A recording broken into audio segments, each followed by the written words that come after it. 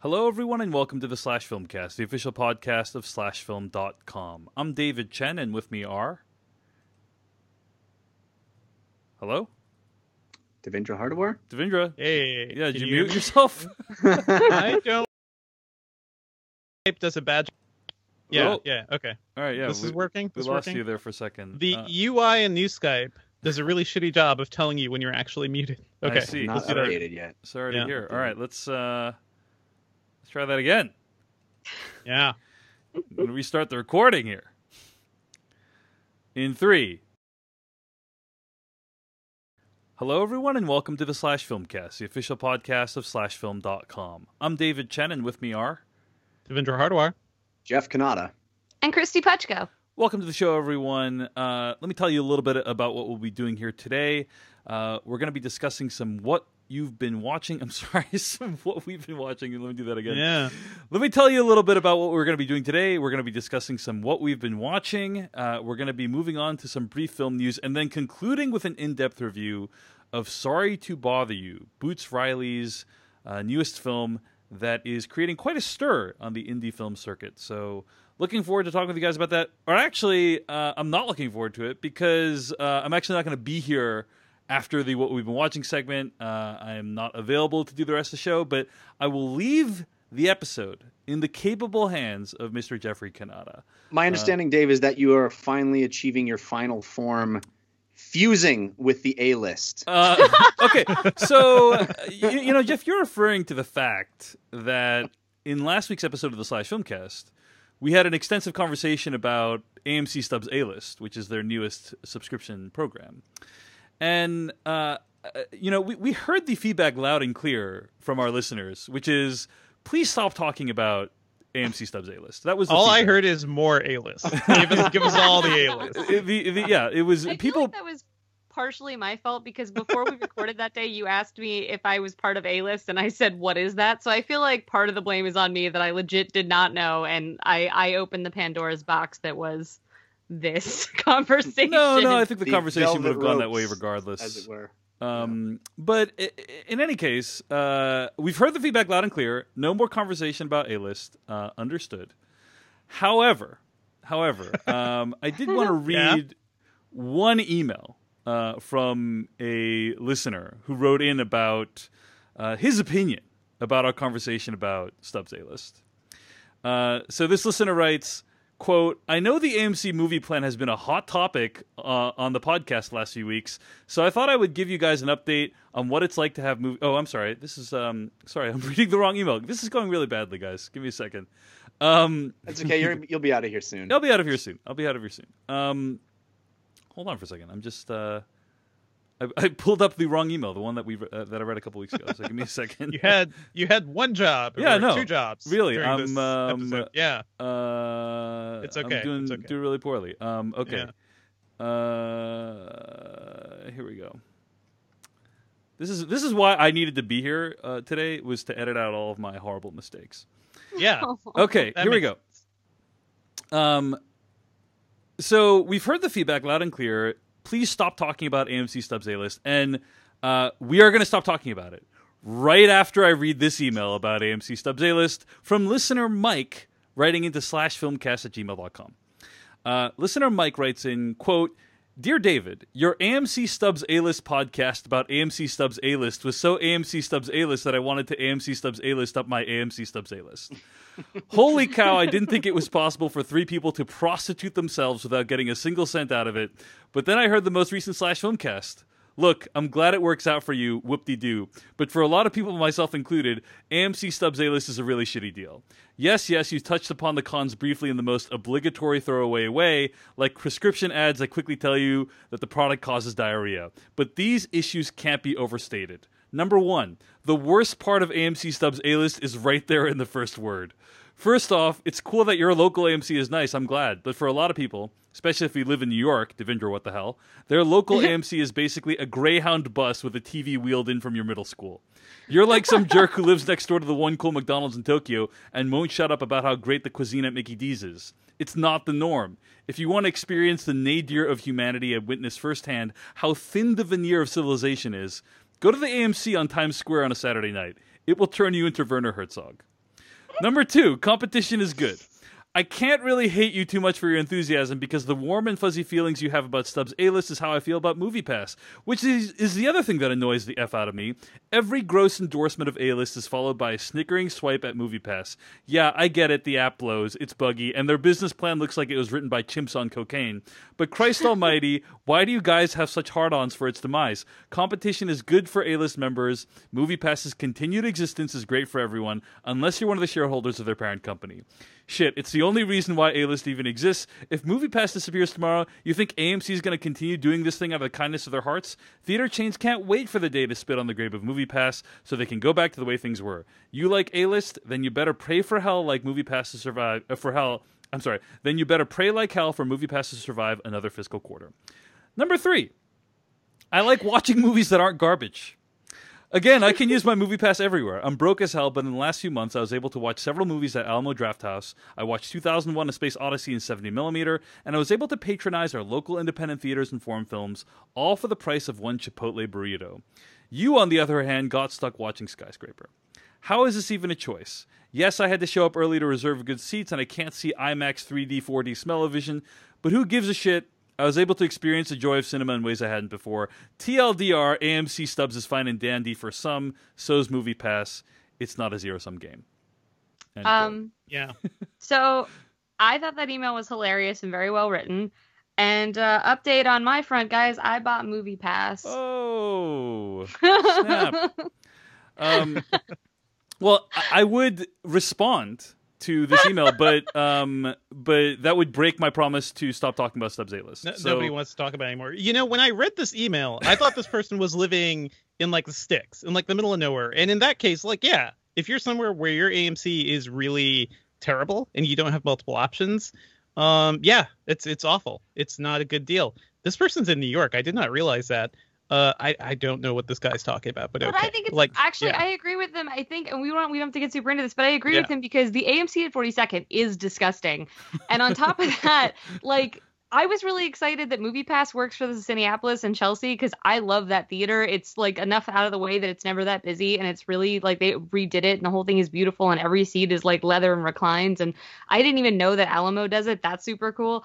I just like the flexibility that MoviePass does. I get the disadvantages that we talked about on the show or whatever, but for me, it just seemed like it was going to make more sense. And especially this month where I knew there were several things that I wasn't going to be able to see at press screenings or that I wanted to see again, which like the reason I bought it was so that today I could go see Sorry to Bother You again because I haven't seen it for several weeks.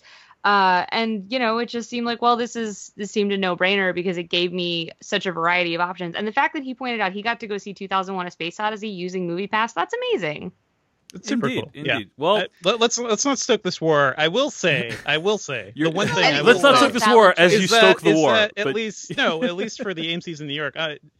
If you want full IMAX, I think also one of the few full IMAXs in the entire Northeast, you have to go to AMC 68th Street, unfortunately. And also those Dolby theaters are great. So it really actually does depend on what you're trying to see. For me, the convenience of actually being able to book freaking seats ahead of time is super useful. Like I used my thing to book a Fallout opening day seat on IMAX because I couldn't get into any press screenings. And that was very useful. So yeah, all these things come down to how you need to use it. I will say, compared to a lot of other theaters in New York, the AMC's aren't terrible. Like that's the thing. I've been to all of them, and if I had to stick with one chain, you know, it's one that I could at least live with. Yeah. The thing that I learned from the slash film Slack is that evidently I bring up the fact that I live across the street from an AMC theater way too often. I have that thing where every time I bring it up, I think, have I mentioned this before? and evidently I clearly have. And, you know, hey, thanks everybody for keeping us in check on that stuff. I just love this email because of his reference to most AMCs are basically like a Greyhound bus with a TV wheeled in from your middle school. I just cannot get that image out of my mind. Like, there's a lot of really good imagery. Yeah. The dig about like you're the guy that likes the McDonald's in Japan. Like, there's a lot of good stuff in there that, like, as much as like Dave, I appreciate and adore you. That's a really superbly written slam email. Yeah, yeah, for sure. I mean, I usually when we get emails that are like, "You guys are terrible," I auto delete, don't even forward, don't read them. Right. But this one was so well put together. Artful. It's so exquisite, such an exquisite takedown. This guy's the Jonathan Gold of AMC, taking the piss out of AMC, I guess. Indeed. All right. So thanks for writing in. That email again is /filmcast@gmail.com is where we can keep the emails coming in. Okay. And that is the last we shall ever speak of AMC Stubbs A-List. Until next week. My wife is so pissed about my constant references to AMC Stubbs A-List that she refuses. Maybe it's because you always say the full name of it. She refuses to say the name A-List, like in our conversations. Yeah. She'll just say, "Oh, hey, are you going to use that monthly subscription service?" You know, like she'll purposely go out of her way to not say it. She's really signed up for a lifetime. I like that she's trolling you within your own marriage. Yeah, I respect that. For sure. Okay. Let's get into what we've been watching this week. So I just want to mention a couple things. Speaking of a monthly subscription service that I use, I watched The Equalizer 2 this week, which I'm just going to say, you know, sometimes, guys, you just want to go see Denzel Washington mess some dudes up. You know? That's what you want to do. And if that's what you want to do, then this movie will mostly achieve that. It is really very, very long. It's like over 2 hours long. There's like the main sort of plot line of the movie does not even get underway until about 45 minutes into the movie. And is that because he's too busy messing dudes up that whole time? Well, there's actually a fairly heartwarming subplot in which he mentors another youth in his neighborhood. And so mentoring and equalizing. He is helping to equalize things for this youth. So it's not like the Equalizer TOO. Correct. It's just the numeral 2. But yeah, he mentors a youth played by Ashton Sanders, who actually played middle-age Chiron, like the teenager Chiron in Moonlight. And that relationship is actually pretty cool. But I feel like this is a movie that doesn't get why people like to go see these movies, which is that you want to see Denzel Washington brutally murder some dudes, and I don't think it gives us enough of that. I don't think it gives us enough. So Equalizer 2, fairly unsatisfying, too long, and the finale it's not really worth it in my opinion. But there are a few fight scenes in the movie that are pretty good. So, you know, it's not a complete waste. It's just didn't really think it was worth the time. So that's the latest casualty of Dave Chen's time as a result of my monthly subscription service. To the movie. Unnamed subscription service. Unnamed subscription service. That's right. Okay. Also had a chance to watch Annihilation, not the 2018 Alex Garland film, but the Patton Oswalt stand-up special. Have you guys seen Annihilation? Oh, so good. Yeah, good. Amazing. I have not, because it sounds like a lot. It is a lot, but it's actually my favorite one of his specials. Like, I'm no Johnny-come-lately to the Patton Oswalt game. I've been listening to him since, you know, way back in the day, some of his earlier albums that were released on CD, you know. And this is one of my favorite one of his. And I would actually recommend highly a podcast called Good One, hosted by Jesse David Fox. You guys know this podcast? Mm-hmm. Yeah. This is an amazing podcast. It's so good, it like makes me angry at how good it is, you know? And the reason why is because in today's day and age, it's extremely difficult to launch a podcast that someone else is not already doing. You know, in terms of the premise, like there's 1,000 movie review podcasts. There's like hundreds of, you know, religious podcasts and food podcasts and comedy science shows out there. And it's just hard to get like an original concept going. And he found a good one. Jesse David Fox found a good one from Vulture. It's a podcast about jokes. It's basically like Song Exploder for jokes, where they take a joke and he analyzes it in depth for like an hour with the person who told the joke. And so I'd recommend watching Annihilation, starring Patton Oswalt, and then listening to the Good One podcast episode about Annihilation, where Patton Oswalt talks about like how when his wife passed away, he had to go back on the road to make money. And this comedy special, Annihilation, was about, in large part, his wife passing away and how he and his daughter dealt with that death. And it was fascinating hearing him talk about why he addressed it on stage. And he was saying how he wanted to get back on the road, but if he didn't talk about his wife's death on stage somehow, in some form, it would have seemed completely demented, is the term that he used, right? Mm-hmm. Like, if his wife had passed away and then he got on stage and was talking about, like, you ever notice like, parking lots or blah, blah, blah, you know, like, we would think that is bizarre, you know, like, why are you telling jokes? You know, why aren't you grieving or why aren't you mourning? And so he felt like the need to transform that grief into this stand-up, like partially into the stand-up special. And I think it's fascinating, it's raw, it's intense, it's hilarious, and I'd highly recommend it. So that's Annihilation on Netflix. Jeff, you said you've seen it too, right? Yes, I have.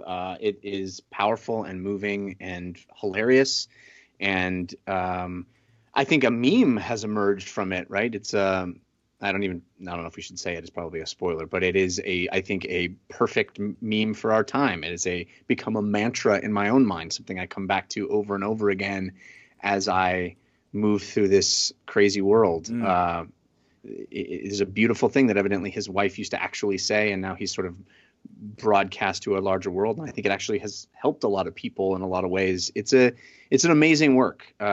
It's one of those things where it's more than just a stand-up special, right?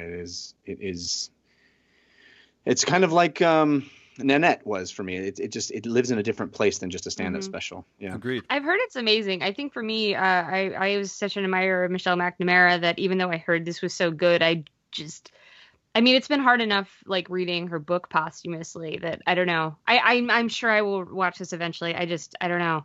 Yeah, Michelle McNamara is, by the way, Patton Oswalt's late wife, who was a true crime reporter, and her last book was published posthumously. So, and it's called "I'll Be Gone in the Dark," and it's about the Golden State Killer, who they recently they believe they caught. And if you don't know that story, it's all over the internet, and it's really fascinating. And Michelle's a huge part of the reason that happened. Well, the special is Annihilation. It's worth watching, and that is what I've been watching this week, and that is my contribution to the podcast this week. I leave it in your hands, Jeff Kanata, and why don't you start off by telling us what you've been watching? Well, I wanted to mention this. I just realized I hadn't really talked about it. We did a podcast a few weeks ago where we talked through all of the Mission Impossible movies because we had been supplied with the new 4K Blu-ray editions. And people enjoyed us talking about those films at length in anticipation of the new Mission Impossible film. And I kind of briefly touched on the special features on those discs. I think we talked about it a little bit. But I have since we recorded that, gone back and watched almost all of the special features on those discs. And I just would like to say how pleasurable an experience that is and how much I would recommend it to people. If you enjoy the Mission Impossible movies, I think part of the reason why is because of how they do a lot of the things they do, that we are sort of in this CGI world, and yet you have Tom Cruise doing everything. And it's an extraordinary experience seeing the featurettes. They vary in quality greatly. Actually, that's not even true. They don't vary. They progress. Like the earlier films, the special features are not great. But as the movies continue, they improve a lot, and you get more and more of them about the moments in the movies that you are most curious about. And it is an exercise in realizing that Tom Cruise, whatever you may feel about him personally, is kind of a superhero. He's kind of Batman. Like when people talk about, I remember when I was a kid reading the official handbook of the Marvel Universe, which was this like encyclopedia of all the heroes, and it would have little bios about them, and it would talk about their training regimen and all the skills that they have, And I used to think, how does a person have the time to have skills in all those areas? Yeah, the superheroes there's no way they could exist. And yet Tom Cruise proves that it is actually possible, because the process of watching those special features back to back is the process of just hearing incredible specialists in wildly divergent disciplines all saying, the thing about Tom is he's incredibly good at he picked it up. Like I've never seen anybody study harder or do more I can't believe we didn't think he was going to be able to do this and this, and then he did it. And it's just like all these experts are like, yeah, he's like the best student I've ever had. in wildly different categories. And like, sometimes, Jeff, those things feel like there's a gun just off camera pointed at their heads. Just like you got to tell the world how great Tom Cruise is, right? Because and it's Tom Cruise holding the gun. So maybe, but then there's proof that he's doing all the stuff. Like they show him driving the cars and driving the motorcycles and hanging off the side of the plane. And then there's like a one where he's learning how to hold his breath longer than a human should be able to. And it's like, you just watch him behind the sines, like hold his breath for 6 minutes. It's like, there's nothing this guy can't do. It's anyway, very entertaining to watch those. I would recommend them. But that's not really what I wanted to talk about. What I wanted to talk about is the new HBO documentary about the late Robin Williams. It's called Come Inside My Mind. And Robin Williams was a pretty special person in my life, not nearly as much as it is in my wife's life. My wife grew up, and one of the things that she is like a touchstone for her childhood was the Good Morning Vietnam soundtrack, which had a bunch of Robin Williams audio clips on it. And she and her family would listen to that on road trips. And so he really was very special for her. So we watched it together, and this is a beautiful work. I think it is very sympathetic to him. It doesn't bring up anything that is, well, I wouldn't say anything. They definitely talk about his drug use, but it's a very loving portrait. And it doesn't talk about things like his reputation for stealing jokes and stuff like that. It doesn't touch on any of that. And it has interviews with his first wife where she's saying things like, he used to cheat on me a lot, but I wanted him to. It's kind of oddly toned in that way, where it really doesn't have much negative to say about him at all, which I guess is fine, because it does paint the portrait of a genius who touched a lot of people's lives and really did a lot of good, actually donated a lot of his time and energy in the world. And it's beautiful. There's a lot of I think very candid behind the scenes video that I'd never seen before. I don't know if anybody had seen before. And I found it to be very moving and very touching. And when he died in 2014, I don't know if I don't mean to overstate it or be melodramatic about it, but it really did feel like the point at which we moved to the dark timeline. It felt like after that, Prince and Bowie died, and Ferguson happened, and all. It did feel like there was a little less magic in the world, right? Yeah. And that was kind of the start of that trend, unfortunately. Yeah. It's just a very sad thing, and it talks. There's some interviews with Bobcat Goldthwait, who was the best man at Robin Williams' third marriage, most recent marriage, and they were very close. And him talking about late parts of Williams' life and what led to his suicide and stuff. I mean, it's a very intimate portrait, and I would recommend it. I found it to be, while I don't think it is particularly, what's the word? It's not investigative. It's not. Mm-hmm. They're not exposing his life in any sense. But there's another one out now too, right? That I think I hear is better. Yeah. Oh, I haven't heard. I don't know. Yeah. Perhaps that's true. I found this one very watchable and very, very moving, and it has a lot of really old stand-up routines and behind the scenes. There's like Mork and Mindy, between cuts footage and interviews with Pam Dauber, and like it's comprehensive, and I found it to be really, really. Oh, great. I was thinking of the book. David Scoff released Robin, which I hear is a very good book about his life too. So anyway, that has Come Inside My Mind, and it's on HBO. Christy, what have you been watching? Well, I was away last week at the Fantasia International Film Festival, or International Fantasia Film Festival. I'm still catching up on sleep, so I might be getting that. But Fantasia is a genre festival in Montreal, and they have it's weeks and weeks of just movies from all around the world, and some of them are just totally out there, and it was super fun. So I wanted to talk about some of the things I saw there. First and foremost, I want to talk about I saw Under the Silver Lake, which is David Robert Mitchell's follow-up to It Follows.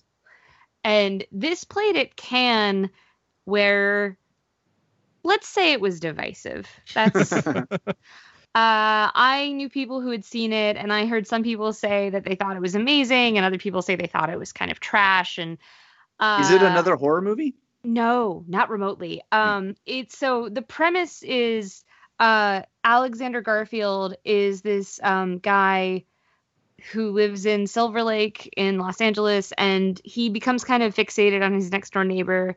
And the day after they talk for the first time, she disappears, and he becomes obsessed with what happened to her. And in trying to track down what happened to her, he comes into all these weird corners and meets all these weird characters. But it is not like a dark noir. It is a stoner noir. It is super trippy and weird. It has a kind of almost magic realism going on to it. And it is 2 hours and 20 minutes. So I think it is the same cut they played at Cannes. I forgot to get that confirmed. But I mean, the screen time seems similar to what played there. So I think it is the same cut. Because it was supposed to come out in theaters, I think, in March or May this year, and then it got bumped to December, and there was a lot of speculation of like maybe they're recutting it.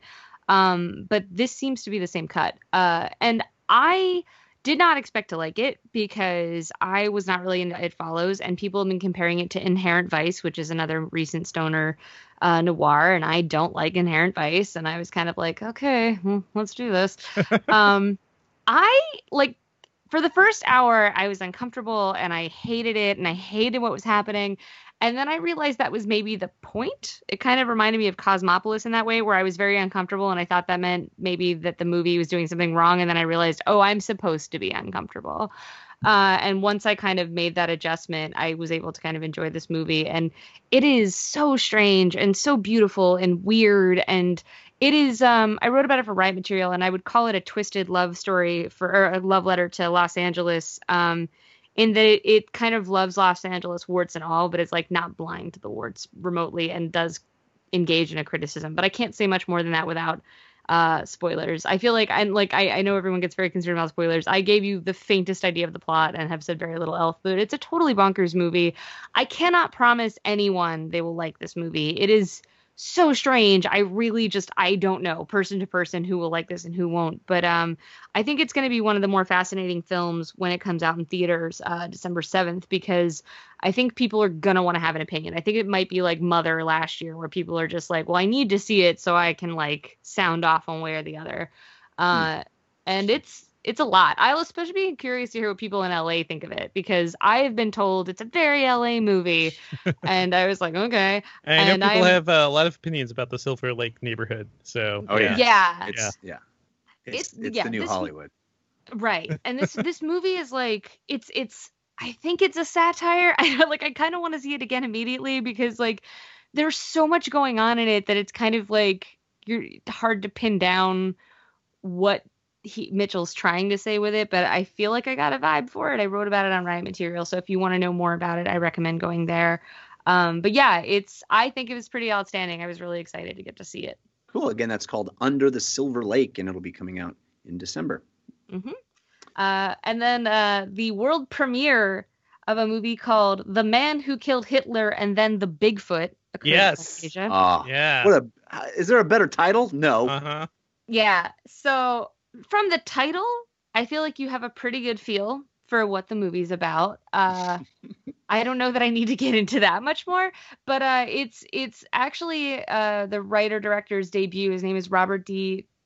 Krzykowski. I'm very sorry, Robert, if you're listening. It's Krzykowski. Krzykowski. I'm gonna go with that. Yes. Yeah. Moving on. Good. Sorry, I'm like fixated on this. But it stars Sam Elliott as the titular man who killed Hitler and then the Bigfoot. And it sounds like you did it in the right order. It's a really interesting movie. It flashes back and forth to his time in Nazi Germany, and at that point, the character is played by Aidan Turner, and then it flashes forward to him as a retiree, where he's called in for one last job where he needs to kill the Bigfoot. And it's interesting because, like, based on the title and the premise, I feel like you think you know what this movie's going to be.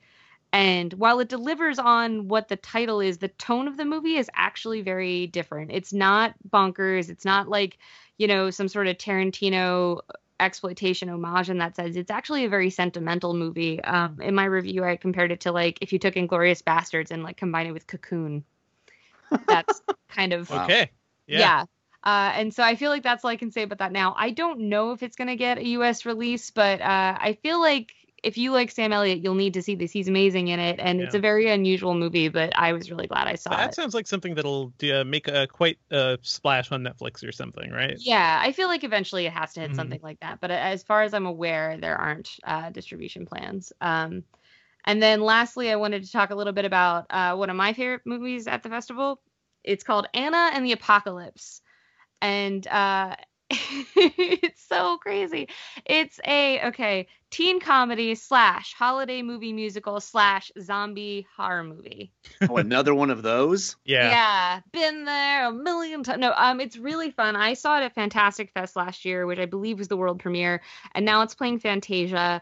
And it's directed by Johnny McPhail, and I got a chance to talk to him at Fantasia. I'm really excited to run that interview coming up because he has a lot of really cool like Easter eggs and stuff about how the movie is actually referencing other horror movies. But it's basically set during the holiday, and it's set on these teenagers who are kind of focusing on like there's a holiday talent show coming up and Christmas and and then, the zombie apocalypse happens. And you can find a trailer online and kind of get a sense of it. The one song you can hear in the trailer is called, like, What a Day to Be Alive. And it shows, like, Anna going about her walk to school, not realizing there are literally zombies and stuff behind her. It's kind of like that Shaun of the Dead moment where he walks to the shop.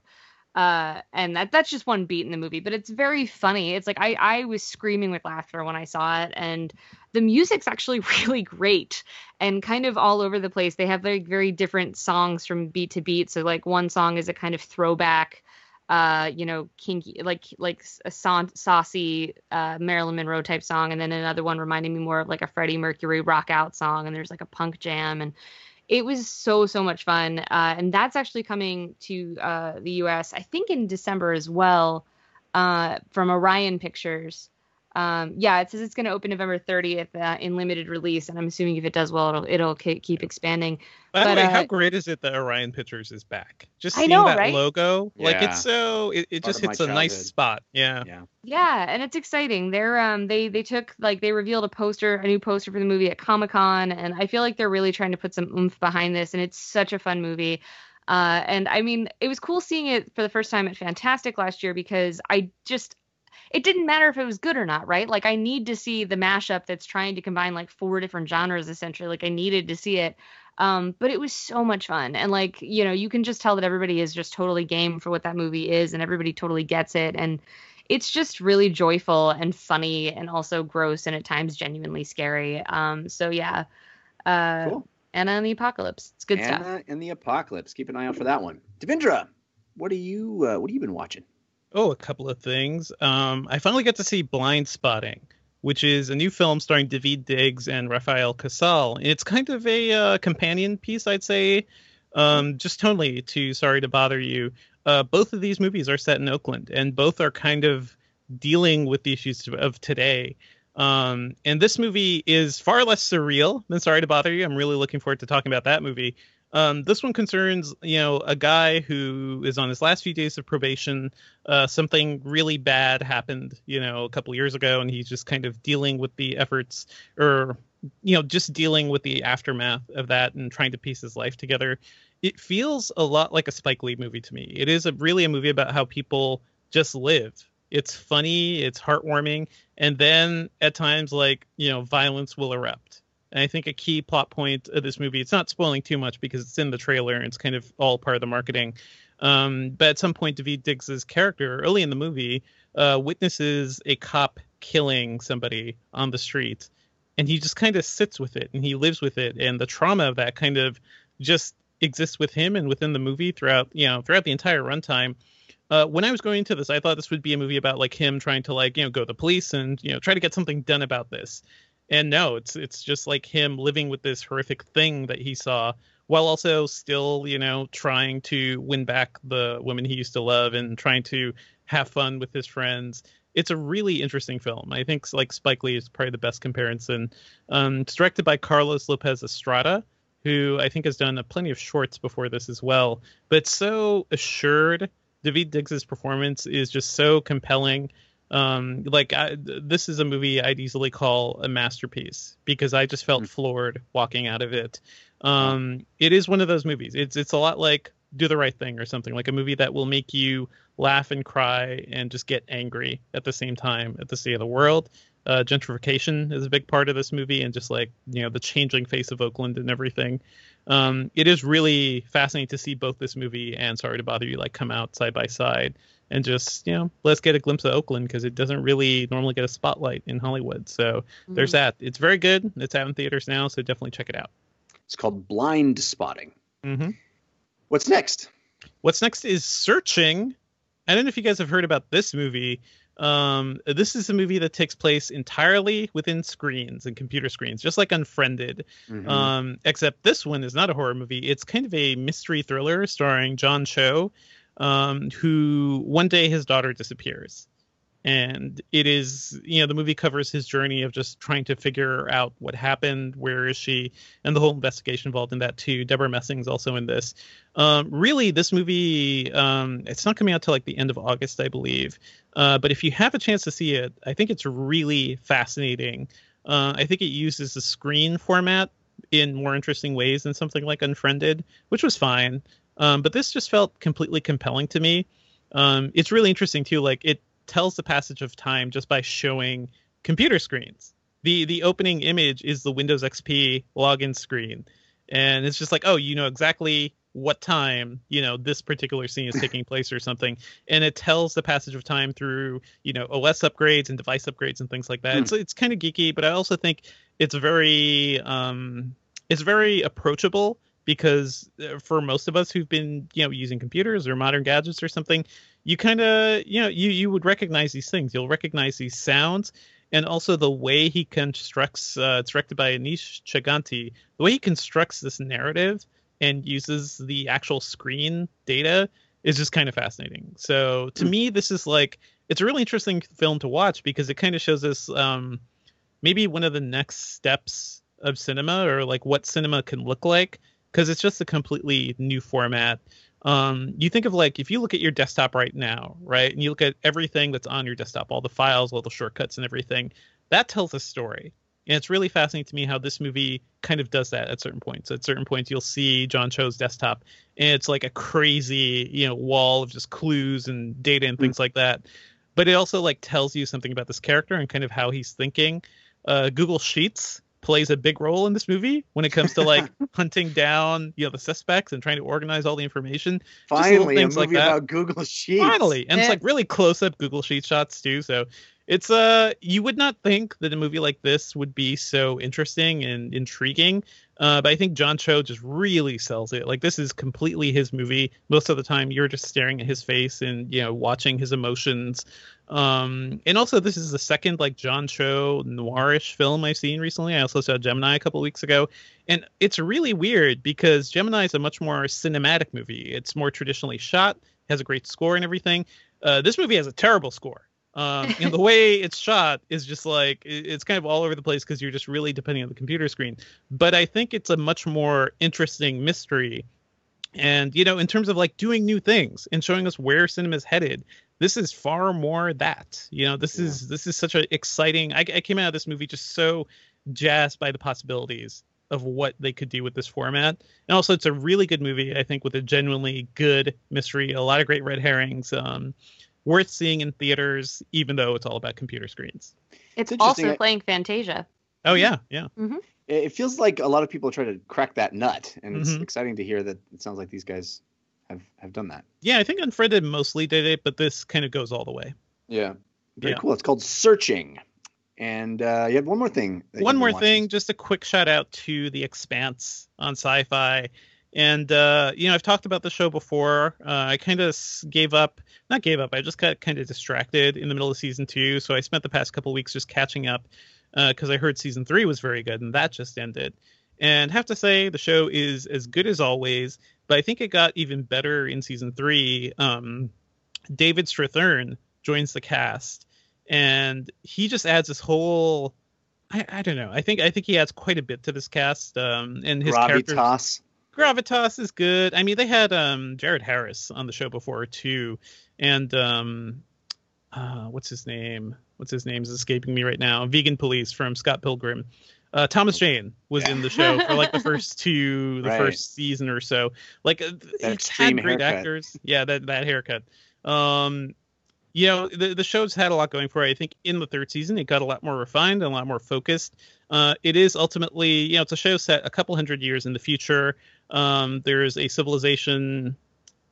How to explain this? I guess like there are a faction of humans on Mars, and they're the people who went to colonize Mars, and they ended up very militarized. And then there are people living along like the asteroid belt, and they're sort of like the rejects and the downtrodden of the society. And the people on Earth are basically the ones who are kind of richer or have more money, typically. So it's these different, like, it is a story about humanity and class struggle, but using these new ideas.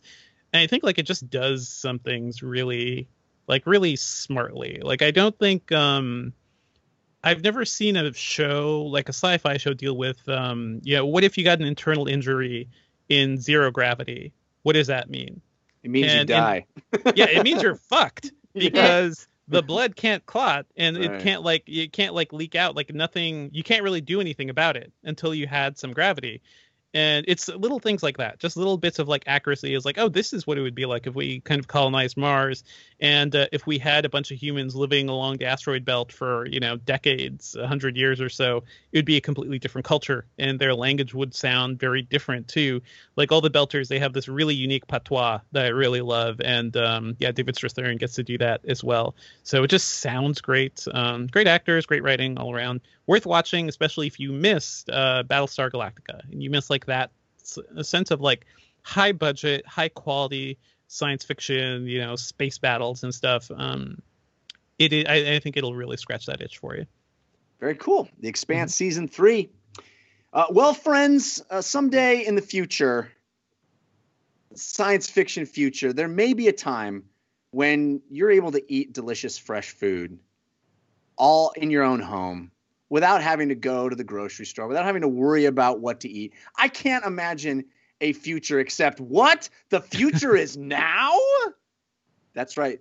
I'm here to tell you about HelloFresh, our sponsor for this episode. HelloFresh is a meal delivery service, a plan. There's 3 different plans they offer: classic, veggie, and family. These are boxes made up of fresh, responsibly obtained ingredients from carefully selected farms and high-rated trusted sources. The best stuff, delicious, high-quality ingredients that you are going to enjoy preparing yourself. You get recipes. These are delicious recipes. It adds variety to your eating habits. I love it. I was never the kind of person that would cook for myself. I mean, cooking for myself involved reheating things. If I was a microwave oven chef, is what I was, or you know, the odd boiling of hot dogs. You know, that's as far as it got for me until I discovered that I could remove the pain points. The things that prevented me from cooking for myself was figuring out what to cook. I just was so daunted by cookbooks and online resources of infinite recipes, and then going to the grocery store and buying all the ingredients and then having extra that invariably went bad in my fridge. HelloFresh solves all those things. It offers delicious food that will make you feel good because you know exactly what goes into it, and it'll make you feel good because you prepare it. There are very clearly written, easy to follow instructions. You won't spend all night in the kitchen because most of the recipes only take around 30 minutes. They are delivered right to your door in recyclable, insulated packaging. And you get out of that rut of having the same foods over and over. You actually have much more variety, and you get to eat delicious things that are like a restaurant quality. It's so great. I love it. And we have a deal for you because you listen to this show. For $30 off your first week of HelloFresh, visit HelloFresh.com/filmcast30. Don't forget that 30. That's for the $30 off. And you enter promo code FilmCast30. That's HelloFresh.com/FilmCast30 and promo code FilmCast30 for $30 off your first week of HelloFresh. Give it a try. I think it's going to change your life like it changed mine. I'm so much happier because I'm eating better. All right, guys, we got to talk about some film news this week. It was Comic-Con week. We had Comic-Con this last weekend, and usually there's a lot of news coming out of Comic-Con. Not so much this year. I would say maybe the revival of Star Wars Clone Wars being the only real big surprise that came out. That Aquaman trailer, Jeff. I mean, I don't. Steven Universe is getting a movie. I'm excited about that. So there's good stuff. There's some good stuff. But concurrent with Comic-Con, I think the big news happened, and it's a controversial subject. It's been a charged subject, but it's one I think we should talk about. And that is James Gunn was fired by Disney from Guardians of the Galaxy 3, and in fact fired from any potential work at Disney. There was a statement that Disney put out saying that he will not be directing Guardians 3 and also will never be working for Disney again. And this is because of some tweets that he wrote almost 10 years ago now that were, in his words, jokes in poor taste that sort of made light of pedophilia. And he apologized for them, I guess, about 6 years ago, but they have resurfaced. And Disney didn't like that. And he has been released. And there has been a lot of outpouring of support and criticism on both sides. And Christy, I wonder what your take on that. I mean, I know you were at a different festival while all this was hitting the fan. But what was your response and reaction, and what's your feeling about how this has all come down? I mean, they were jokes in poor taste. I understand why Disney did what they did. I was most surprised that, like, I don't know, I guess that, like, when he got the Disney job, he didn't immediately go back, or that Disney didn't have people that went back through his tweets and deleted a bunch of stuff. Because, like, the guy was a Trauma director. Like, the jokes are in bad taste, but that's also, like, kind of Trauma's whole thing. So it's not that I wasn't shocked by them, but it was more like I don't know, that's who James Gunn was. Right. And it feel seems hard to believe that Disney was not aware of some of these things too, especially since he did previously apologize for them. So right. Yeah. And I it's also the way it came up, I find, is not helpful, because it came up as if, I don't know, I felt like it came up as an attempt to try to make an issue where there isn't one. Like, no one was sincerely accusing him of anything. And now I feel like the issue of he made bad jokes and the implication that he's an actual pedophile have been conflated. And I think that's absurd. Yeah. Especially when there are actual, like alleged abusers, but actually like convicted child molesters who like are still working in the industry. Cool. Yeah. Let's making focus movies on James for Gunn Disney made a joke. Too, I think. Yup. Yeah. Bobcat Goldthwait called that out. Check out his tweets. Yeah. It's a very well written tweet. I would point people toward what Bobcat said. It's definitely there's a lot of aspects to this, a lot of facets. It is the weaponization of outrage in a lot of ways, as this was clearly an attack on Gunn for his outspokenness on his Twitter feed. And it does seem odd that things he'd previously acknowledged and apologized for, and Disney seemed to be okay with it at that time.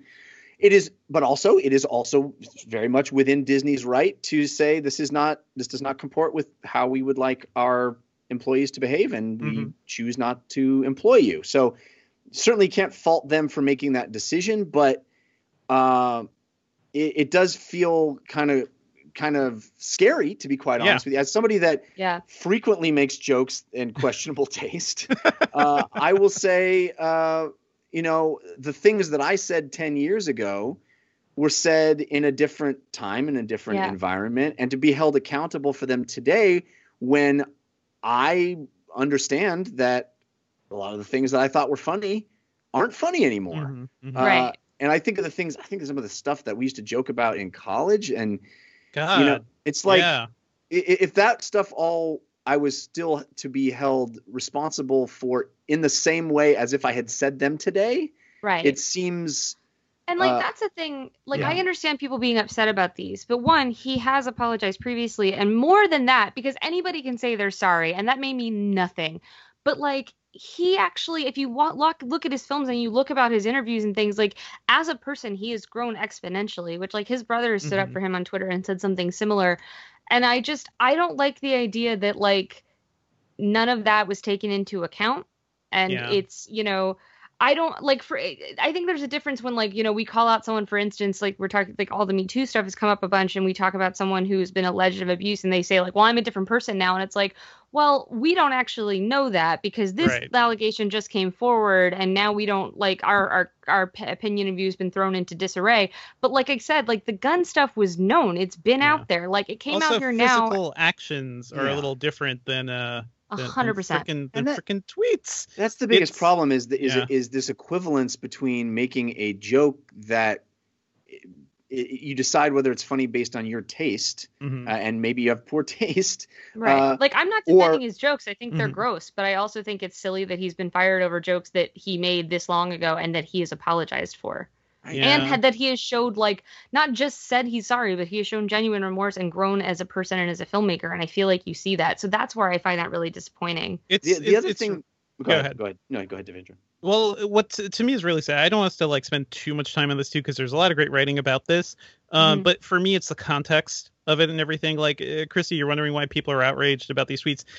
From what we're seeing, it's not genuine outrage. It is sort of the weaponization of outrage, as Jeff was saying. Like I like to call it faux outrage. It is like clutching your pearls and pretending, that you're really, annoyed about this. Meanwhile, because this all came about.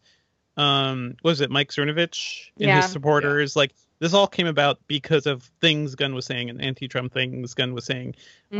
So yeah, if you're he was targeted for his politics, and like people want to compare this and Roseanne, and I don't think those are similar because like I agree, and that's what I was going to say because the key difference is, and I know people are aware of at least my political leaning, and it may seem like I'm defending my side and attacking the other, but I truly believe there's a substantive difference between what Roseanne was fired for and what Gunn seems to have been fired for, and that is a racist joke is racism.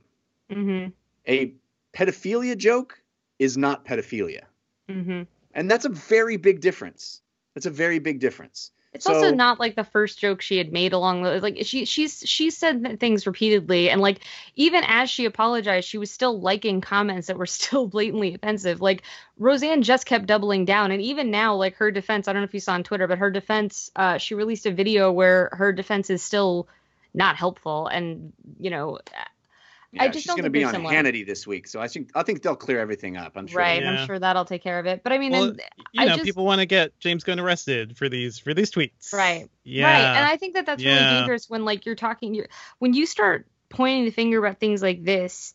I mean, I don't know, like Pizzagate, a guy ran into an actual pizza shop with a gun because he believed all these like theories and whatever that don't have substance to them, and I just find it all very scary that like. I don't know. I'm disappointed in this happening, and I don't know what the easy answer to it is. I think the actionable thing, and part of the reason I wanted to bring it up on the show is something. If only Dave Chen were here, he would have said this already. But I will speak in his behalf because he's off. I mean, there's only so many hours in the day when you can see 3 movies in a week. Don't say it. I won't. I wouldn't. Yeah. Why would I? I would never bring that up. But I believe he would probably say this more eloquently than I, but I shall do my best. That the actionable bit of takeaway, I think, from this, and something that I have realigned in my head, is how we behave with social media. And that is every single thing, and it took me too long to realize this, but every single thing that I write on Twitter or Facebook or any Instagram, any of them, should be treated as if I am publishing a press release to the world. Right. It's not written to your audience. It's not written to your friends. We often write those things as if we're hanging out at a bar with our group of friends, of the people that are following us. And that is not how these mediums are being received. They are being received as press releases to the universe. And at any point, any of those press releases can be picked up and broadcast to an audience you didn't intend and didn't foresee. And so I, unfortunately, have retreated quite dramatically from posting my thoughts and feelings because I had to realign how I conceptualize even the process. And I think what I'm going to do is honestly delete all my old stuff and just be very conservative in how I handled these things. I mean small c, obviously small c conservative. Yeah, I wouldn't blame you, Jeff. Yeah, because I also think that if you think about it, I was talking with my brother about this, and he pointed out that you look how long some people have been on Twitter. Some of us have been on Twitter for like 8-10 years. Yeah. And he pointed out like language changes in that time too. So something that like maybe wasn't considered an offensive word at the time could be brought up later to make it seem like you were being a real asshole. When like at the time that's just something that's not really the case here. Like it's not like there was a point where we're all like, guys, pedophile jokes are super hilarious. Like these were meant to be taboo. They were meant to be provocative. They were meant to be offensive. I'm not defending the jokes. I'm saying that like no one's really defending the jokes. The comment is whether like 10-year-old jokes are a good reason for him to get fired now when this has already been in theory dealt with. Yeah. But yeah, and I think it makes sense to supposed to be offensive. Jokes are offensive. I mean, I don't always enjoy offensive jokes, but I understand from their perspective of like, if this is something that's going to get brought up on every press tour, there's no way they can sell this movie to children if at every press tour they're going to have somebody bringing up these tweets. Yeah. Like, I think that's the end of it. It's not, I don't think it's a moral issue. I think it's just as a PR issue, they can't deal with it because, you look around and it's like, there are other people who are been accused of far worse that are still making huge movies coming out this year. Yep. And I like I said, I kind of can't fault Disney for making the decision. I kind of understand from a pure bottom line dollars and cents corporate image standpoint. It's the greater culture that sort of makes this an issue in the first place that feels a little out of whack for me. And that all things have to be treated with exactly the same amount of intensity and outrage rather than any nuance between knowing what justifies it and what doesn't. This is a longer discussion, by the way, because what we're really seeing is like the weaponization of like truth and facts and reality and everything. Because people will pretend to be outraged about James Gunn, but they will not bat an eye about anything happening like far infinitely worse. With the people they support, or the people where we draw a line between if like an entertainer says something shocking and if a politician does. So all right, watch what you tweet, folks. Yeah. I made a joke. I tweeted this before the James Gunn thing happened, but I tweeted think before you tweet, then don't tweet. And I think about that every day now.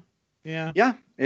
Often it is a very cathartic thing to type out your tweet and then delete it. And then delete it. Before pushing send. Just let it vanish. I tweeted amidst all this thing, like, I do feel like we'll have an upcoming sci-fi movie that's all about somebody like going back in time to stop themselves from tweeting or something. And like that was sort of the thing in the Dark Knight Rises, right? That That's she wanted to true. go back and erase her internet existence, basically. Something like the that. The Black Mirror episode writes itself. Everybody. I just think it's weird that like literally we're at a point now where tweets can derail someone's career, however temporarily. I think James Gunn will bounce back and be okay ultimately. But yeah, I think this is a really complex conversation, and I don't want to come in like acting as if I have the answer, because I don't. I think it's I think what he said is terrible. I think his response was as good as it can be. I understand why Disney did what they did. I just think the whole thing sucks. Yeah, and not to beat a dead horse here, but what he said is terrible. But also the joke always with stuff like this is how terrible the joke is. Right. Is a reflexive joke on the teller. It's like, don't we all agree how horrible this is? That's why it's funny. I don't know.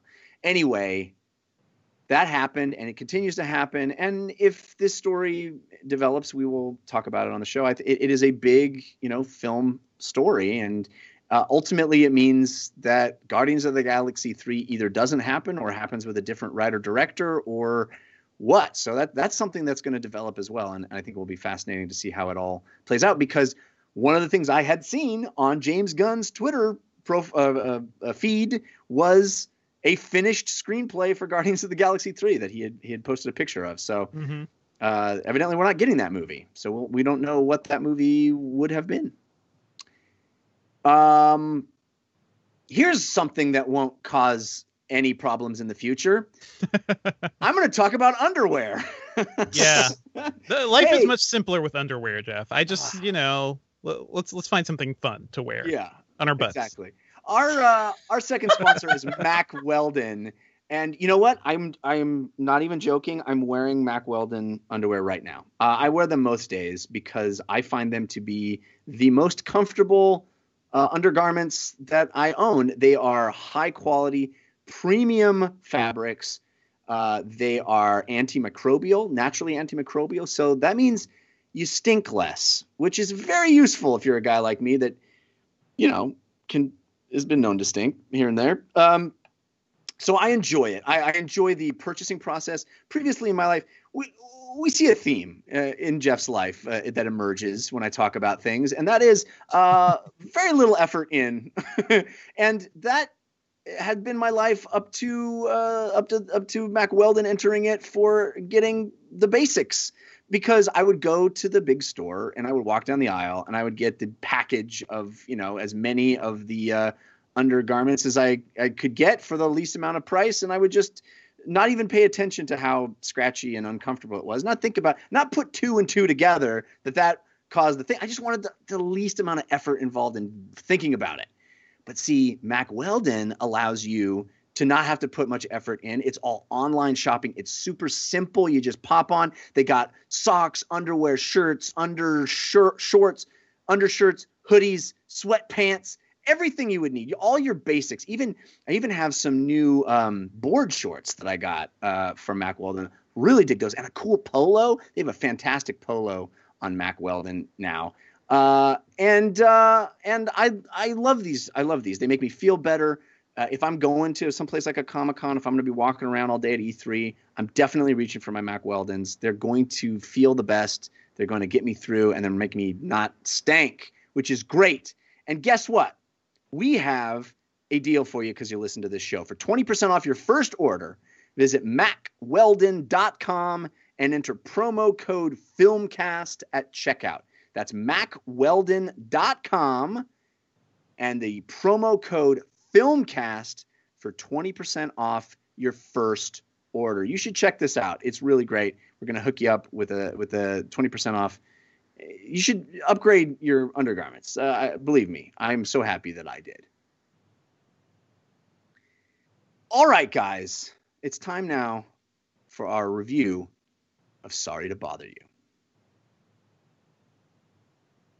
That was from the trailer for Sorry to Bother You, the new film, the first film, in fact, from Boots Riley, who is a rapper and multi-hyphenate, I guess you would say, does everything. Yeah. The IMDb description is as follows. In an alternate present-day version of Oakland, telemarketer Cassius Green discovers a magical key in professional success, propelling him into a macabre universe. I love any description that uses the word macabre. Sorry to Bother You stars Lakeith Stanfield and Tessa Thompson. And it is a surreal film that is difficult to talk about without spoiling it. So I think most of our discussion will probably take place after the spoiler tag. But this movie is surreal because people read newspapers in it. Devindra, tell me what you thought of Sorry to Bother You. Oh, yeah. Add this one to my I love this movie soundboard because I genuinely do love this movie. Like this movie, it is so, I think what's so amazing about this film, it is a stunning, like the strongest indictment of, modern era capitalism that I've seen, of like the corporatization of the world. Like it says a lot against the tech world and just like, I think a lot of things too about like how what we value in life may not always align with what society tells us to get. I don't know if that's making any sense. Anyway, the way I like to think of this movie, it is a straight up like mashup of Brazil meets Idiocracy.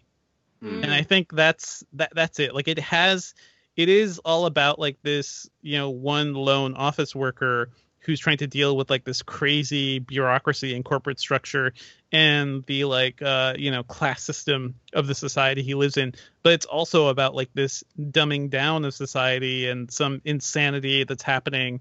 It to me just feels like a really wonderful commentary on American culture today. What I love about this movie too is it doesn't feel polished. Like it's very much a Terry Gilliam-esque film in that there's just so many ideas. And it's just throwing so many things at you. And not everything works or I think clicks in as you'd expect in maybe a more posh film or something. But I think that's exactly the point. The energy of this movie is pure, like it is very punk. It feels very like, Boots Riley is very angry about the state of the world right now. And he put all of his ideas and his heart into this movie. And I think you can really tell. I love Lakeith Stanfield, love Tessa Thompson. And the basic concept of this movie, too, I think is just kind of fascinating. What else? Also, Steven Yeun is in this movie, and he gets a chance to shine. And that's a rare thing, too. Like, he's, I've liked him in plenty of other things, but I think here specifically, and we could talk about some of that in spoilers, he's a really interesting character, too. But yeah, I loved it. Loved it.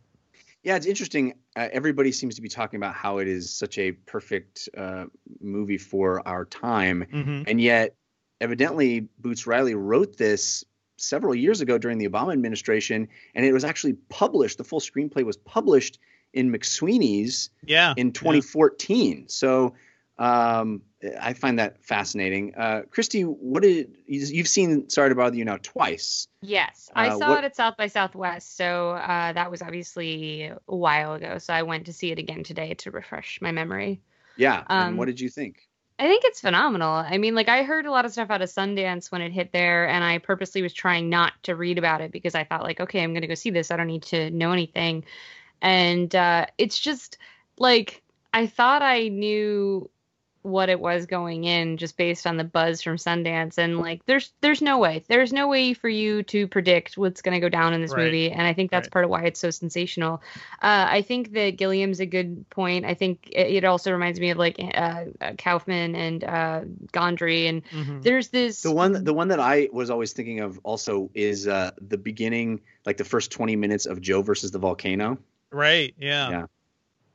It's been a while since I've seen that, so I don't know. But I really like how this movie is so madcap, and I wrote in my review for Riot Material that what I really like about it is it feels like Boots Riley, he leaves it all on the screen. There's like, it feels like he's holding nothing back. It feels like he does not think a second film is promised, and if he's only going to make one movie, it's going to have every goddamn thing he wants in it. And like, there's just so much texture to the movie, from the actual dialogue to the characters to some of the plot twists to like Tessa Thompson's earrings. Like, so what's going on in the background on like every scene, honestly?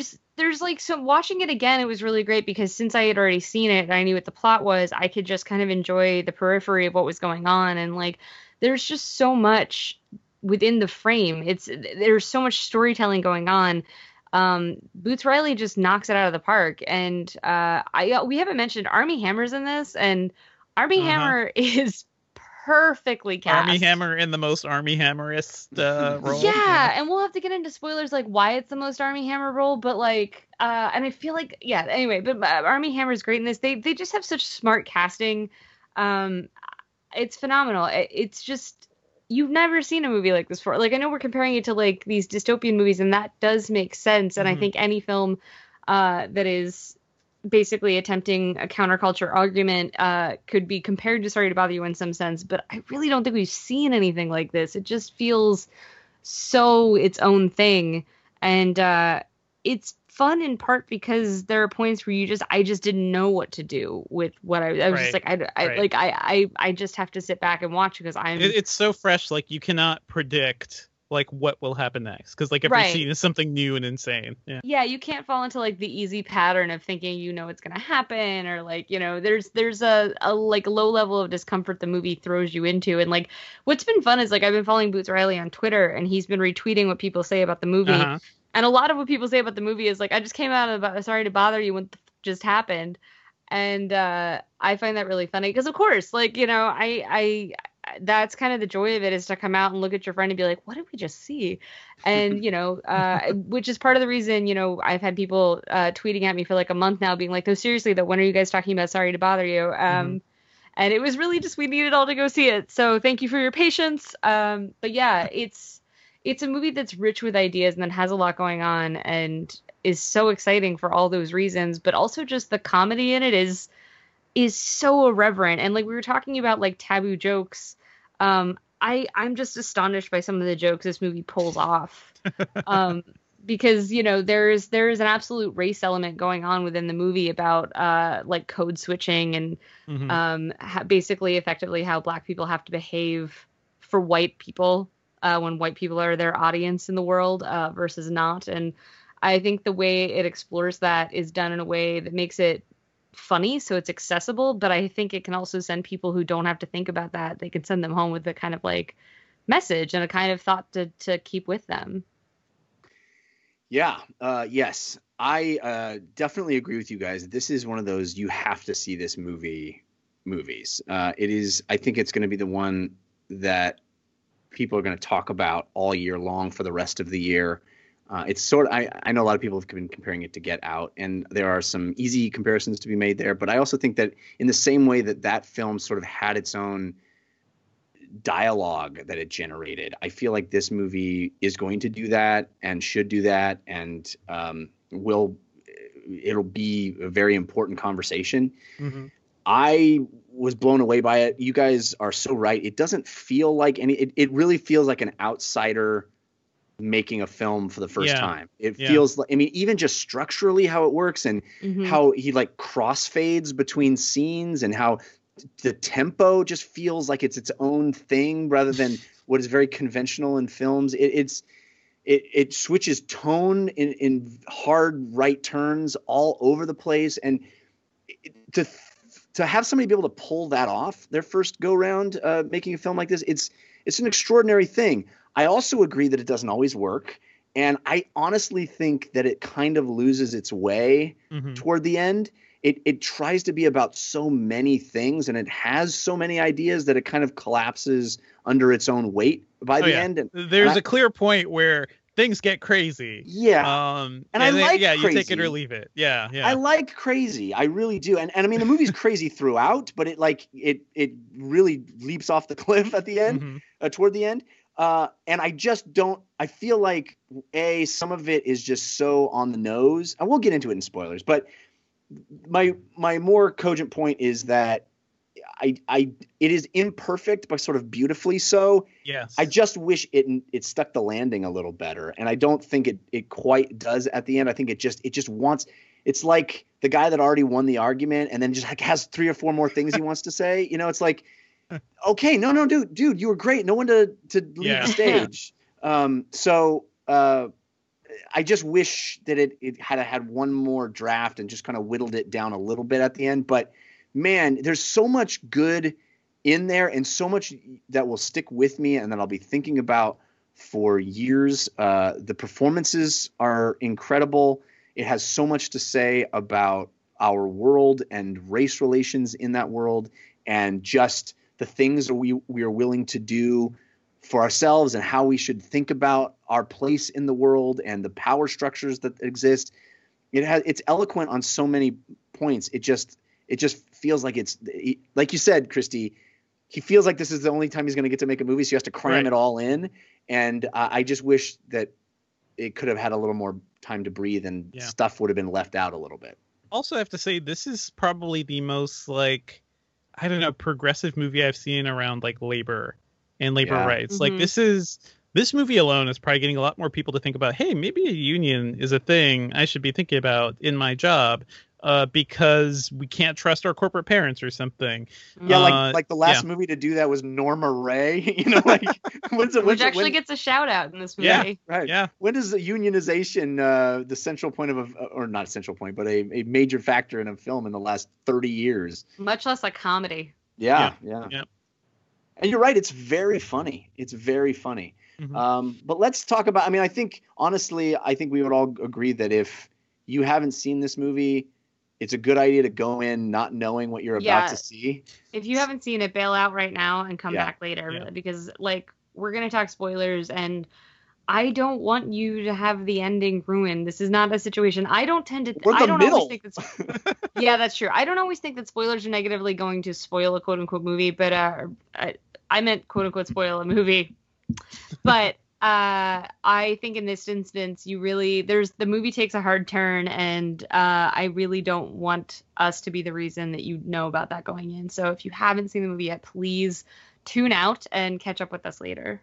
Yeah, this is not a movie where at any point did I feel like I knew where I was going. So, and I was delighted by that. So yeah, definitely do yourself a favor and do not listen as we now enter Spoiler Town. All right, spoiler free for Sorry to Bother You. Should we start with the ending? I think we have to start with the reveal. Like that moment. Like, how did you react? Where Cassius goes through the olive-colored door and not the jade door.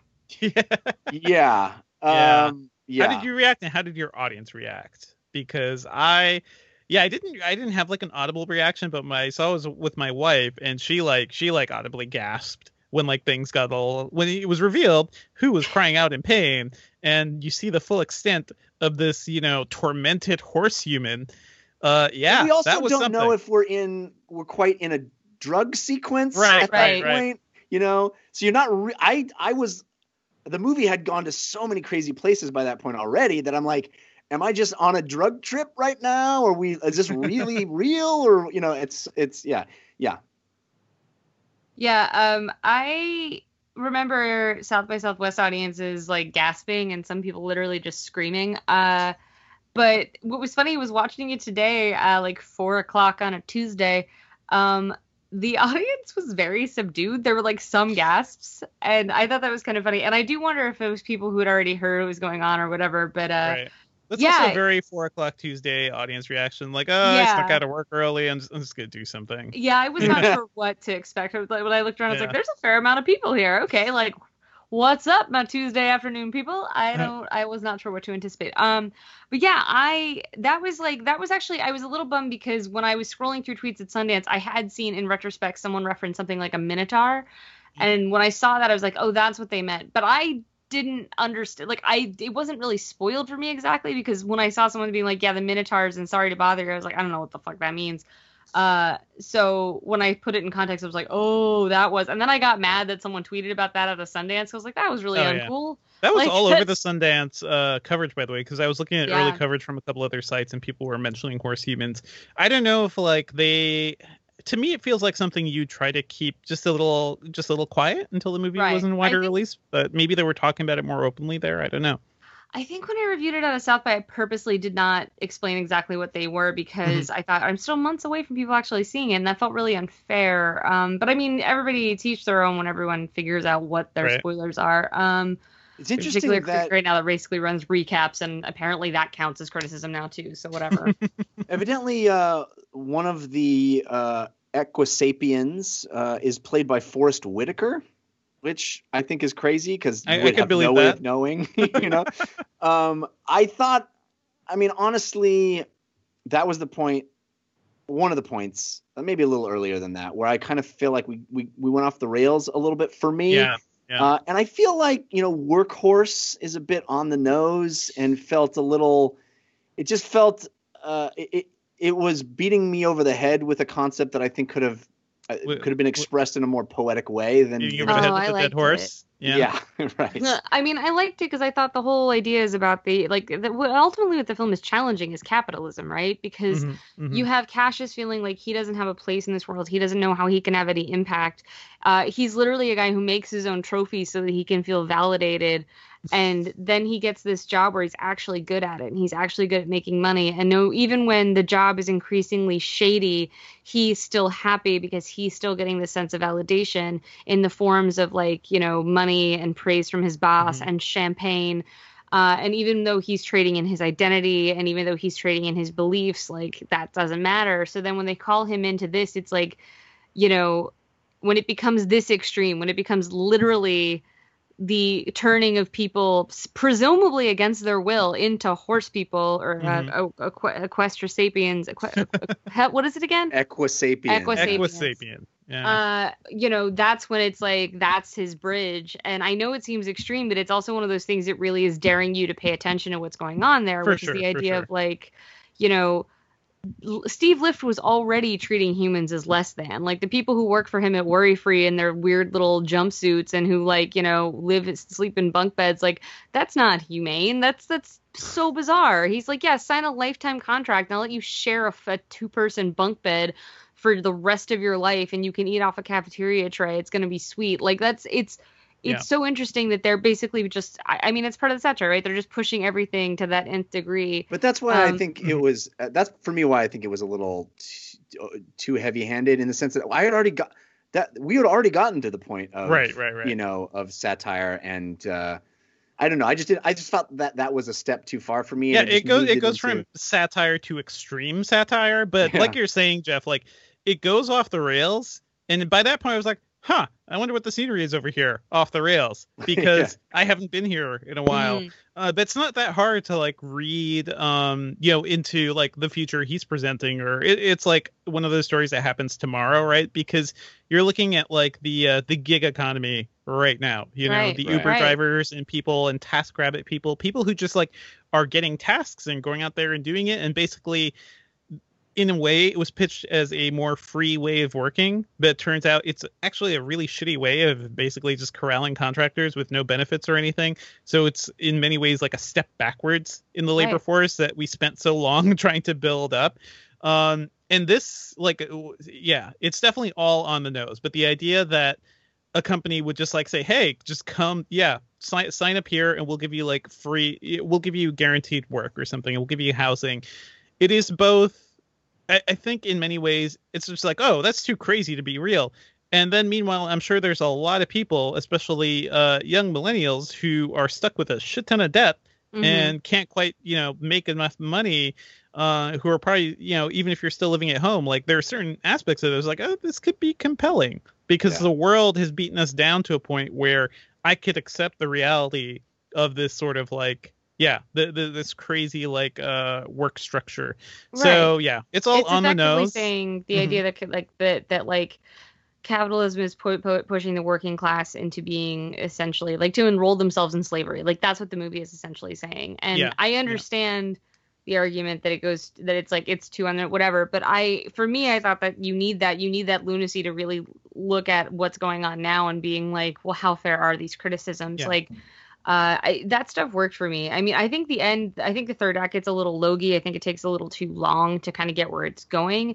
And I think the stuff with the soda can and all that kind of, whatever. I feel like there's moments where it's like it wants to talk about meme culture. And it's an hour and 45 minutes. For a comedy, it's long. Yeah. But I was with it for so much of it. I was with it for the this idea of what is selling out, what is how much do you have a responsibility to yourself versus how much do you have a responsibility to everybody else? He's put in this wonderful dilemma of having a job he likes, he's good at, he feels good, he gets validation, he's well, rewarded for it.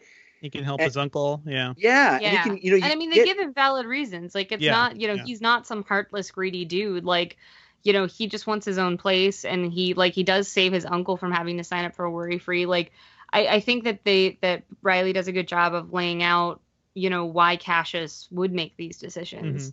It's not so simple. It's not so clean cut. And I think in doing that, he really, allows us an entry point for conversation about what the film is saying about our current situation. And I think it's interesting because it's like the idea that he wrote this in 2014 doesn't super surprise me because we're told, I mean, it's the same argument though. It's the same argument that like capitalism is inherently going to drive people to want more, to crave more. And if you're always going for cash, then what happens to the people that like you need to make that money? And like, that's where, the Steve Lift character that Armie Hammer comes into play. And I was saying about the casting of Hammer being so perfect, like Armie Hammer, this is not a dig at him, and I genuinely mean that because I think he is very charismatic and I think he's so much fun. And one of my favorite roles is like him playing Prince Charming. But like he really knows how to use that square jaw and his like very like strong masculine American voice. The preppiness of it, right? Like there's a lot going on there. Yeah, he knows how to play that into perfectly like the douchebag American guy, and it's like he did that in Social Network with the Winklevosses, and he did that in Birth of a Nation, playing a slave owner, and then here he's essentially a modern slave owner. Where, I mean, he looks like, you know, this cool guy where he's like walking around these fun shirts and like wearing like a skirt so you think he's progressive or some shit, and like, you know, like, oh look, he has drugs at his party and blah blah blah. But it's like, you know, you scratch a little underneath the surface and everything he is saying is wildly offensive and gross. And it's like, you know, his offer to Cassius is offensive on its face. It's essentially that, like, I am creating a new slave race and I know they're going to try to rebel, so I need you to be my inside man and keep them in check. Like, it's just, and, you know, and then he says something like, I'm just being rational. And it's like it's just, I mean, it's amazing. It's just, the way this film confronts you, and it makes you laugh, and then it makes you kind of, we were talking about like Nanette and things like that. It's like, this is a very challenging comedy that doesn't want you to just have a good time. Like, it wants you to laugh. It wants you to engage with how crazy it is, but then it wants you to walk away and be like, holy shit, wait a minute.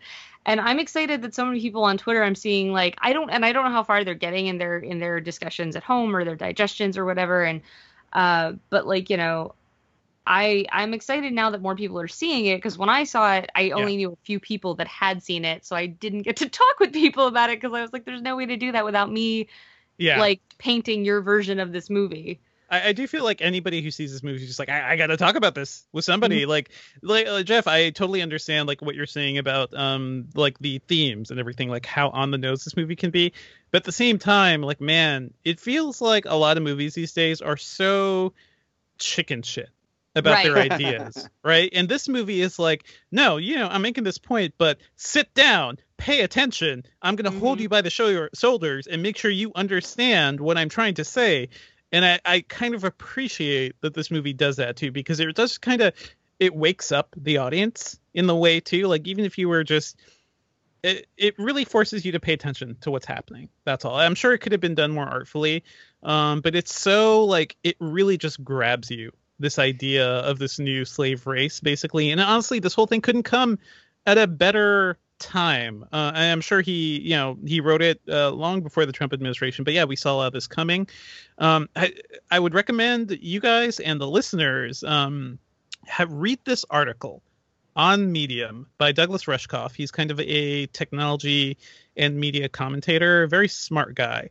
It's called Survival of the Richest. And in this article, he talks about being paid the most money he's ever been paid by a bunch of billionaires to come and talk to them about the future. And he goes there and he's like, okay, like, I'm just going to give them some broad concepts, things to invest in, right? He gets there and these people are preparing for the end of the world. These people are saying, so I'm building like, you know, a bunker and I want a security team. How do I keep the security team from rebelling? How do I keep the security team from, like, you know, how do I keep them in check? Should we have security collars? Yeah. Like, what's going on here? After the apocalypse, when there's no money, how do I make sure that they don't kill me? Yeah. So they've given up on the world. They're not trying to fix it or anything. They're just trying to survive using, you know, the power of their money for as long as they can. But just like the idea that certainly these people exist who have billions of dollars, who are, this is their main worry in the world. Not like, let's solve climate change. Let's like fix the greater societal problems. No, this is what they're worried about. And I think this movie taps into that impulse just so perfectly. Sure. It's also so telling that within the movie, like, Cassius initially yells at his uncle and he's like, you people, you who have the land and blah, blah, blah. And his uncle's like, I am your uncle. I gave you your car. You're living in my garage. And it's like, he has that outrage early on, but it's like, it's unfocused. And then it's like, when he actually meets somebody like this, it still takes him a while to actually gear up and respond, you know? My only response, Devinder, to what you said about the movie grabbing you is I just felt like I had been grabbed. I was grabbed. I was in it, man. I was digging this movie so much, and I don't mean to overstate my criticism of the end. It didn't ruin the movie by any stretch. Also, like, Jeff, you're somebody who engages with art, right? You sit there and you do this a lot, right? Because this is what we do. We sit and we think about movies and the deeper themes and everything. I do, like, I have, you know, just trying to talk to movies about with people who don't watch too many movies, right, and dig into the artistry of it. I think sometimes it is useful to like really make certain things clear, right, in terms of what you're trying to say, because not everybody may understand like the subtext or the subtlety of what certain narratives are saying. And there's still a lot of subtlety, I think, in the movie, and a lot of subtext. And as Christy was pointing out, a lot of stuff happening around the periphery and the edges of the frame, and a lot of, it seems to me, things that are established and then sort of abandoned. Like there's this whole thing about Tessa Thompson's character sort of cheating or stepping out. They were on a break. Like they were on a break. No, I agree. Friends, but they were on a break. I don't know. Like her romantic interlude with Squeeze is it really doesn't come to much, and there are lots of scenes that and I love the movie for this. There are a lot of scenes that are just there. Like in a more streamlined film, they would have been edited out. There's a scene where Cassius goes into a back room at the club, and he's just like uncomfortable and getting spilled on, and then comes back out, and it's like, why did we see that? I think you need that for the payoff for the party later, though, where like even if he can get access to like the cool room, he has no place within it. And then again later, when he actually has access to the cool room, he still has to sell himself out with that horrible attempt at rap. Oh man, that's this movie has, I think, some of the most memorable scenes of the entire year, but that scene will certainly go down. Because it is certainly very blunt in what it's saying, but at the same time, that feels like a lot. That feels like a lot of things that are happening. About that between the first time I saw it and the second time, and then when he starts when Steve starts coaching him that he wants to like tell a story, tell us about a time you bust a cap in someone's ass or whatever. And this is what they want. The way he succeeds is the most disturbing part. The way he finally succeeds. Yeah. But there are a few other scenes I want to point out as being favorites of mine. I think my favorite scene in the entire movie is the moment where Cassius and his friend get into the insult war that's a compliment war. Mm-hmm. I adored that. Where they're like, they're clearly having a fight, but just telling each other how great they are. Very funny. Yeah, and he's like, you very smell funny. Amazing. Thanks. It's just deodorant. We are two good smelling men. Like, it's very so good. We haven't talked about the white voice yet, which I feel like it's astounding. I was just about to bring that up. Yeah, I love that David Cross and Patton Oswalt are the whitest voices they could find. And I don't know if this was conscious, if this was a bit of serendipitous casting, but I don't know if you guys are aware, but David Cross used to be famous in the early 90s for doing a black voice as part of his act. He would hold his throat. He would like hold his throat and do a black voice. Talk about jokes that do not work anymore. Different time. But I just found it funny that I don't know. It sort of had a resonance there because of that, flipping that on its head too. But my favorite thing about that is Danny Glover's explanation that the white voice isn't about sounding white. Mm-hmm. It's about behaving in a way that is carefree, and how that is irresistible to people looking to purchase things. And honestly, if you read any books on salesmanship, that's the truth. That's what a lot of people advise you to do. I just thought that whole, like I said, I was so into this movie, and it was making such, I think, razor sharp points all the way through it. And then it just felt like it stopped using a rapier and started using a mallet. And that's my only criticism. Yeah. Well, I actually didn't realize until looking at the IMDb page now. So whenever Detroit gets a white voice too, but she doesn't use it at telemarketing. She uses it in the gallery. Mm-hmm, and hers is like it says Detroit's white British voice was Lily James. Yeah. Which is great, but it's like, because she's selling to basically wealthy white people. So I think it's just really interesting the way that the movie uses the quote unquote white voice to show how in public spaces and in spaces where you are in a predominantly white population, how Black people feel potentially the pressure to placate. And I thought that the way they did this was a way that we allowed us to laugh at the execution, but I think it does send you home kind of thinking about that and thinking about have you ever been in a situation where you're effectively the Steve Lift? Right.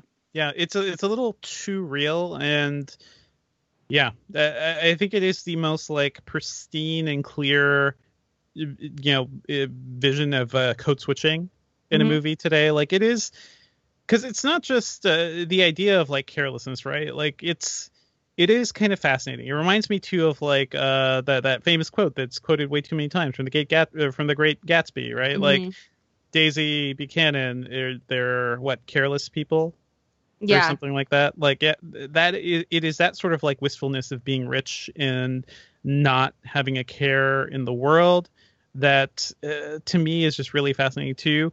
And I tell you, like, yeah, I code switch. Anybody who's not white has to code switch to fit into the society. So it is very like, I don't know. It hit a lot of notes for me. I'll say that.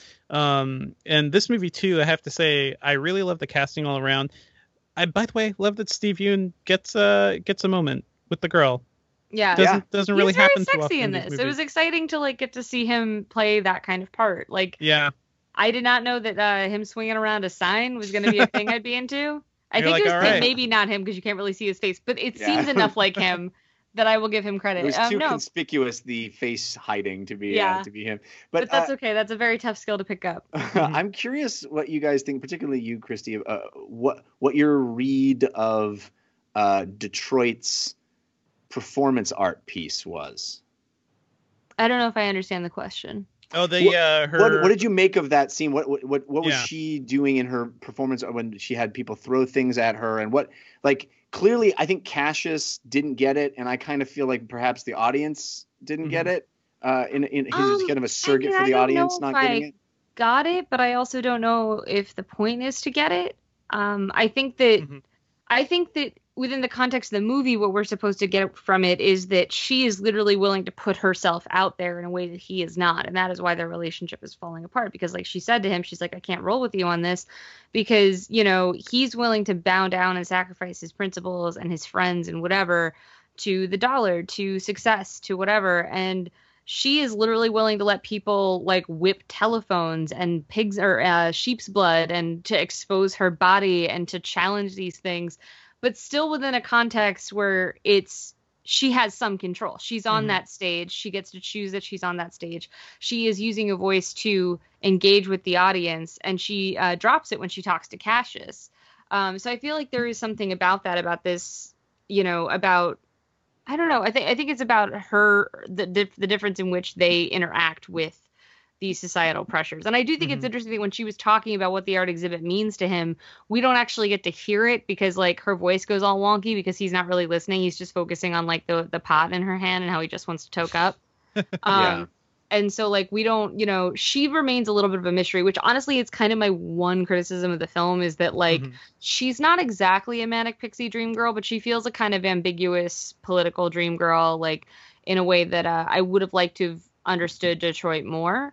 It seems to me there's a read of that scene, a legitimate read of that scene that it is showing that her stringent position is just as ridiculous as everybody else's.